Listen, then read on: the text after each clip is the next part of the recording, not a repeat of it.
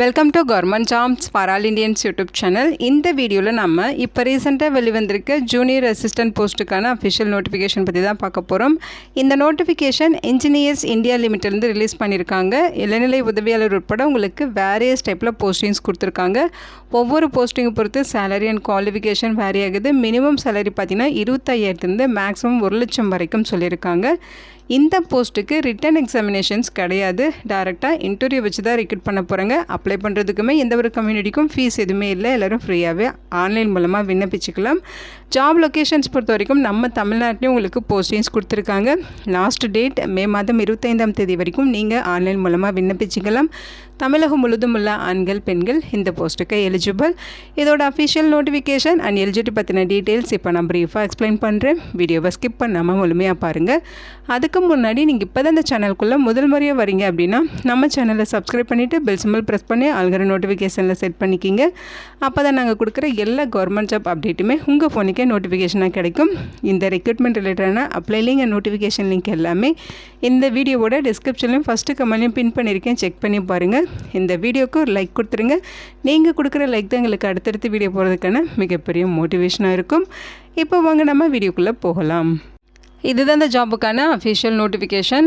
முக்கியமாக இந்த வீடியோ ஒரு இண்டிபெண்ட் ரிவ்யூ வீடியோ தான். எஜுகேஷன் பர்பஸ்க்காக தான் போஸ்ட் பண்ணுறோம்.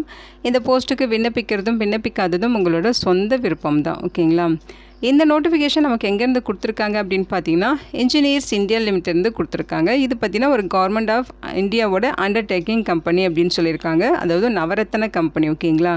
ஸோ இது இன்ஜினியரிங் கன்சல்டன்சி கம்பெனி அப்படிங்கிறதையும் இங்கே மென்ஷன் பண்ணியிருக்காங்க. இங்கேருந்து உங்களுக்கு போஸ்டிங்ஸ் கொடுத்துருக்காங்க. போஸ்டிங்ஸை பொறுத்த வரைக்கும் கான்ட்ராக்சுவல் பேசிஸில் ரெக்ரூட் பண்ணுறாங்க. பர்மனெண்ட் ஜாப் ஆப்பர்ச்சுனிட்டிஸ் கிடையாது. ஓகேங்களா?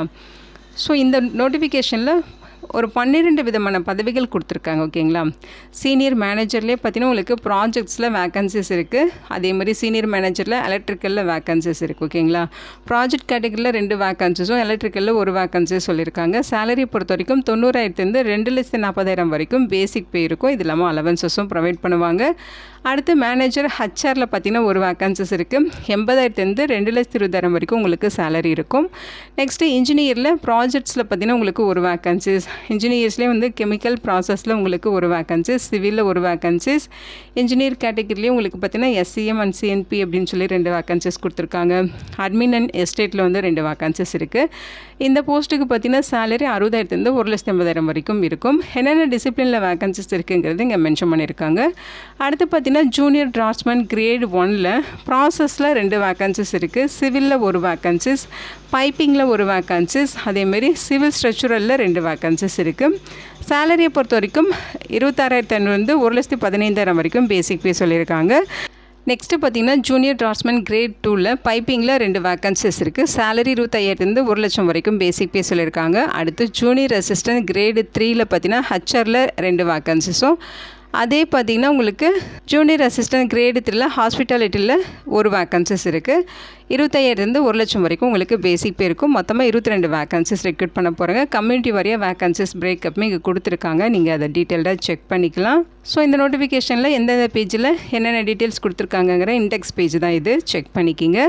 குவாலிஃபிகேஷன்ஸ் பொறுத்த வரைக்கும் பார்த்தீங்கன்னா சீனியர் மேனேஜர் ப்ராஜெக்ட்ஸில் பார்த்தீங்கன்னா உங்களுக்கு 40 வயது வரைக்கும் அப்ளை பண்ணிக்கலாம் அப்படின்னு சொல்லியிருக்காங்க.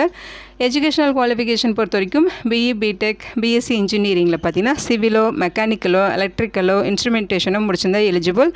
65% மார்க் வச்சுருக்கணும். 12 இயர்ஸ் எக்ஸ்பீரியன்ஸ் இருக்கணும்னு சொல்லியிருக்காங்க. அப்ளை பண்ணுறப்ப உங்களுக்கு கோட் கேட்கும். ஸோ அந்த கோட் வந்து இங்கே கொடுத்துருக்காங்க பாருங்கள். அப்ளை பண்ணுறதுக்கான கோட் அப்படின்னு சொல்லி இங்கே மென்ஷன் பண்ணியிருக்காங்க. ஒவ்வொரு போஸ்ட்டுக்கும் தனித்தனியாக கொடுத்துருக்காங்க.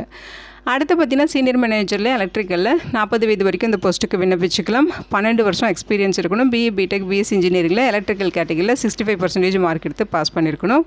அடுத்து மேனேஜர் ஹச்ஆர் இந்த போஸ்ட்டுக்கு 36 வயது வரைக்கும் எலிஜிபிள். நீங்கள் எம்பிஏ டிகிரி பார்த்தீங்கன்னா ஹச்ஆரோ பர்சனல் மேனேஜ்மெண்ட்டில் முடிச்சிருந்தாலும் எலிஜிபிள். அல்லது பிஜி டிகிரி அல்லது பிஜி டிப்ளமோ ஹச்ஆரோ அல்லது பிஎம்என்ஐ ஐஆர் அல்லது லேபர் வெல்ஃபேரில் முடிச்சிருந்தால் எலிஜிபிள். அல்லது masters in social work with ஸ்பெஷலைசேஷனோட பார்த்தீங்கன்னா ஹச்ஆர் அல்லது பர்சனல் மேனேஜ்மெண்ட்டில் முடிச்சிருந்தாலும் எலிஜிபிள். இதிலெல்லாம் உங்களுக்கு 65% வச்சு பாஸ் பண்ணியிருக்கணும். 8 இயர்ஸ் எக்ஸ்பீரியன்ஸ் கேட்குறாங்க. ஒவ்வொரு போஸ்ட்டுக்கும் உங்களுக்கு எக்ஸ்பீரியன்ஸ் இருக்குது. ஓகேங்களா? ஸோ டீட்டெயிலாக செக் பண்ணிக்கிங்க. அடுத்து பார்த்தீங்கன்னா இன்ஜினியர் ப்ராஜெக்ட்ஸ். இந்த போஸ்ட்டுக்கு 28 வயது வரைக்கும் எலிஜிபிள். பிஇ, பிடெக், பிஎஸ்சி இன்ஜினியரிங்கில் சிவில், மெக்கானிக்கல், எலக்ட்ரிக்கல் 65% மார்க்கோட பாஸ் பண்ணியிருக்கணும். 1 இயர் எக்ஸ்பீரியன்ஸ் கேட்குறாங்க. அடுத்து இன்ஜினியரில் கெமிக்கல் ப்ராசஸில் இந்த போஸ்ட்டுக்கு 28 வயது வரைக்கும் எலிஜிபிள். பிஇ, பிடெக், பிஎஸ்சி இன்ஜினியரில் கெமிக்கலில் வந்து பாஸ் பண்ணியிருக்கணும். 65% மார்க் இருக்கணும். 1 இயர் வந்து எக்ஸ்பீரியன்ஸ் கேட்குறாங்க. இன்ஜினியர் சிவில் வந்து 28 வயது வரைக்கும் அப்ளை பண்ணிக்கலாம். அதேமாதிரி அவங்க சொல்ல மாதிரி பிஇ, பிடெக்கில் அல்லது பிஎஸ்சி இன்ஜினியரிங்கில் சிவில் இன்ஜினியரிங் முடிச்சிருக்கணும். 1 இயர் எக்ஸ்பீரியன்ஸ் இருக்கணும். அதே மாதிரி இன்ஜினியரில் பார்த்தீங்கன்னா சப்ளை செயின் மேனேஜ்மெண்ட் இதில் பார்த்தீங்கன்னா உங்களுக்கு 28 வயது வரைக்கும் விண்ணப்பிக்க சொல்லியிருக்காங்க. பிஇ, பிடெக், பிஎஸ்சி இன்ஜினியரிங்கில் பார்த்தீங்கன்னா எலக்ட்ரிக்கல், மெக்கானிக்கல், சிவில் இது ரிலேட்டடாக நீங்கள் 65% மார்க் வச்சு பாஸ் பண்ணியிருக்கணும் கோர்ஸ் வந்து. இதில் பார்த்தீங்கன்னா 1 இயர் எக்ஸ்பீரியன்ஸ் கேட்குறாங்க. அடுத்து பார்த்தீங்கன்னா இன்ஜினியர் அட்மினிஸ்ட்ரேஷன் அண்ட் எஸ்டேட் 28 வயது வரைக்கும் விண்ணப்பிச்சுக்கலாம். பிஇ, பிடெக், பிஎஸ்சி இன்ஜினியரிங்கில் சிவில், மெக்கானிக்கல், எலக்ட்ரிக்கல் வந்து படிச்சிருந்தா எலிஜிபிள். 65% மார்க் இருக்கணும். 1 இயர் எக்ஸ்பீரியன்ஸ் கேட்குறாங்க. அடுத்து ஜூனியர் டிராஃப்ட்ஸ்மேன் கிரேட் 1ல் ப்ராசஸில் போஸ்டிங்ஸ் இருக்குது. 30 வயது வரைக்கும் அப்ளை பண்ணிக்கலாம். டிப்ளமோவில் கெமிக்கல் அல்லது மெக்கானிக்கலில் கோர்ஸ் வந்து கம்ப்ளீட் பண்ணியிருக்கணும். 3 இயர்ஸ் டியூரேஷன் கோர்ஸு. 65% மார்க் இருக்கணும். 5 இயர்ஸ் எக்ஸ்பீரியன்ஸ் இருக்கணும். அதுலேயே பார்த்தீங்கன்னா சிவிலில் வேகன்சிஸ் இருக்குது. 30 இயர்ஸ் வரைக்கும் எலிஜிபிள். டிப்ளமோவில் சிவில் முடிச்சிருக்கணும். 5 இயர்ஸ் எக்ஸ்பீரியன்ஸ் இருக்கணும். ஜூனியர் டிராஃப்ட்ஸ்மேன் கிரேட் 1ல் உங்களுக்கு பைப்பிங்கில் போஸ்டிங்ஸ். 30 வயது வரைக்கும் எலிஜிபிள். டிப்ளமோவில் மெக்கானிக்கல் முடிச்சிருக்கணும். 5 இயர்ஸ் எக்ஸ்பீரியன்ஸ் வேணும். அதிலே பார்த்தீங்கன்னா உங்களுக்கு சிவில் ஸ்ட்ரெச்சுவரில் போஸ்டிங்ஸ் இருக்குது. 30 வயது வரைக்கும் எலிஜிபிள். டிப்ளமோவில் சிவில் முடிச்சிருக்கணும். 5 இயர்ஸ் எக்ஸ்பீரியன்ஸ் இருக்கணும். அடுத்து ஜூனியர் டிராஃப்ட்ஸ்மேன் கிரேட் 2ல் பைப்பிங்கில் போஸ்டிங்ஸ் இருக்குது. 30 வயது வரைக்கும் எலிஜிபிள். டிப்ளமோவில் மெக்கானிக்கல் முடிச்சிருந்தா எலிஜிபிள் சொல்லியிருக்காங்க. 1 இயர் எக்ஸ்பீரியன்ஸ் இருக்கணும்.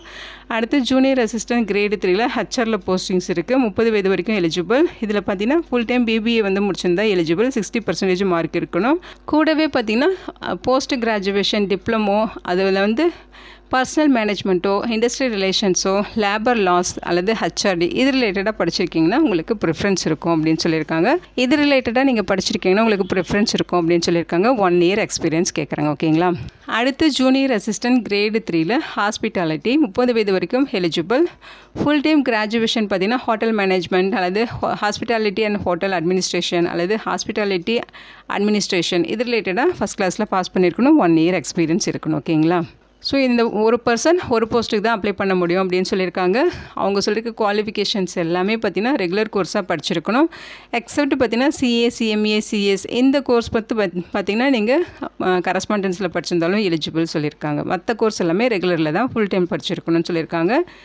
கட் ஆஃப் டேட்டு பார்த்தீங்கன்னா 30/4/2026 அந்த டேட்குள்ளே அவங்க கேட்குற age limit, educational qualification, experience எல்லாமே நீங்கள் ஃபுல்ஃபில் பண்ணியிருக்கணும். லாஸ்ட் டேட் மே 25 வரைக்கும் டைம் சொல்லியிருக்காங்க. ஸோ இங்கே சேலரி டீட்டெயில்ஸ் கொடுத்துருக்காங்க, செக் பண்ணிக்கிங்க. ஸோ சேலரி இல்லாமல் உங்களுக்கு என்னென்ன அலவன்சஸ் ப்ரொவைட் பண்ணுவோம் அப்படிங்கிறத இங்கே சொல்லியிருக்காங்க. ஏஜ் ரிலாக்ஸேஷன் கொடுத்துருக்காங்க. எஸ்சி எஸ்டினா 5 இயர்ஸ் ரிலாக்ஸேஷன், ஓபிசினா 3 இயர்ஸ் ஏஜில் ரிலாக்ஸேஷன் இருக்குது. பிடபிள்யூடி கேட்டகரி இருந்தால் 10 இயர்ஸ் வந்து உங்களுக்கு ஏஜில் ரிலாக்ஸேஷன் இருக்குது அப்படிங்கிற மாதிரி சொல்லியிருக்காங்க. எஸ்சி எஸ்டி ஓபிசியாக இருந்தால் அதுக்கேற்ற மாதிரியும் ரிலாக்ஸேஷன் உங்களுக்கு கொடுப்பாங்க. எக்ஸர்வீஸ்மேனுக்கும் ரிலாக்ஸேஷன்ஸ் இருக்குது. ஓகேங்களா. பிளேஸ் ஆஃப் போஸ்டிங்ஸ் பொறுத்த வரைக்கும் சென்னை, வடோதரா, கொல்கத்தா, மும்பை இங்கெல்லாம் உங்களுக்கு போஸ்டிங்ஸ் இருக்கும் அப்படிங்கிறத மென்ஷன் பண்ணியிருக்காங்க. மோட் ஆஃப் செலெக்ஷன் பார்த்தீங்கன்னா உங்களுக்கு இன்டர்வியூ அல்லது ஸ்கில் டெஸ்ட் இருக்கும் அப்படிங்கிறத சொல்லியிருக்காங்க. நீங்கள் வாங்கின மார்க்கோட பர்சன்டேஜ் வைஸ் வந்து பார்த்தீங்கன்னா உங்களை ஷார்ட் லிஸ்ட்டு பண்ணுவாங்க. ஷார்ட் லிஸ்ட் பண்ண கேண்டிடேட்ஸ்க்கு இன்டர்வியூ, ஸ்கில் டெஸ்ட்டு நடக்கும். அதற்கான இன்டிமேஷன் உங்களுக்கு மெயில் மூலமாக தெரியப்படுத்தும் அப்படின்னு சொல்லியிருக்காங்க. ஸோ நீங்கள் அப்ளை பண்ணுறப்ப வேலிடான மெயில் ஐடி, ஃபோன் நம்பர் எல்லாமே கொடுக்கணும். ஓகேங்களா. ஸோ ஸ்டெப்ஸ் வந்து அப்ளை பண்ணுறதுக்கான டீட்டெயில்ஸ் இங்கே கொடுத்துருக்காங்க. ஸ்டெப் 1 பார்த்தீங்கன்னா அவங்க சொல்லியிருக்க இந்த அஃபிஷியல் வெப்சைட்டில் நீங்கள் லாகின் பண்ணணும். அதுக்கப்புறம் அவங்க சொல்லியிருக்க இன்ஸ்ட்ரக்ஷன் எல்லாமே படித்து பார்த்துட்டு ஆன்லைன் ஃபார்ம் வந்து ஃபில் பண்ணணும். ஸோ அவங்க கேட்குற டாக்குமெண்ட்ஸ் அப்லோட் பண்ணணும்.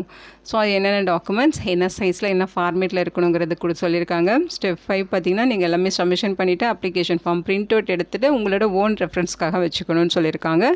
ஸோ அது எல்லாமே டீட்டெயிலாக செக் பண்ணிக்கிங்க. இங்கே ஜென்ரல் இன்ஸ்ட்ரக்ஷன் கொடுத்துருக்காங்க. லாஸ்ட் டேட் மே 25 வரைக்கும் விண்ணப்பிச்சுக்கலாம். ஸோ ஷார்ட் லிஸ்ட் ஆகிற கேண்டிடேட்ஸ்க்கு இன்டர்வியூ, ஸ்கில் டெஸ்ட்டுக்கான டீட்டெயில்ஸ் இமெயில் மூலமாக தெரியப்படுத்துவோம் அப்படின்னு சொல்லியிருக்காங்க. ஸோ நீங்கள் ஆன்லைனில் மட்டும் அப்ளை பண்ணால் போதும். அந்த அப்ளிகேஷனை ஆஃப்லைன் மூலமாக சென்ட் பண்ண வேண்டியதில்லை. ஸோ ஆன்லைன் மூலமாக அப்ளை பண்ணாலே அங்கே அக்செப்ட் பண்ணிப்பாங்க. நீங்கள் இன்டர்வியூக்கு போகிறப்ப பார்த்தீங்கன்னா அவங்க சொல்லியிருக்க டாக்குமெண்ட்ஸ் எல்லாமே original and self attested photo copies எடுத்துகிட்டு நீங்கள் டேரெக்டாக அவங்க சொல்லியிருக்க இன்டர்வியூ, ஸ்கில் டெஸ்ட் வந்து அட்டென்ட் பண்ணணும் அப்படிங்கிறது இங்கே சொல்லியிருக்காங்க. ஸோ டீட்டெயில்டாக ஒன் டைம் செக் பண்ணி பாருங்கள்.